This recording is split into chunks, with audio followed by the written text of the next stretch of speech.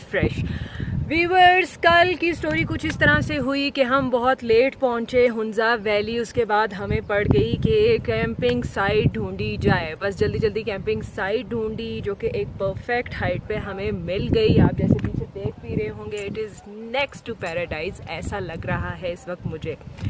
खैर, हमने कैंप शैम्प किया, कुछ खाया पिया और इतने में इतनी लेट हो गई और मैं इतनी ज़्यादा टायर्ड थी, जो कि आपको ऑलरेडी पता है। फिर मैं सो गई। सुबह बहुत खूबसूरत है यहाँ हुंजा वैली की। सुबह हो गई, नाश्ता वाश्ता किया। अब आज चूँकि मेरा ब्लॉग 2 है, सेकंड डे है मेरे टूर का, तो आज जो मेरा प्लान है वो ये है कि खुंजराब पास मैंने जाना है, विच इज़ अप्रॉक्सीमेटली कोई 2.5 आवर ड्राइव अवे।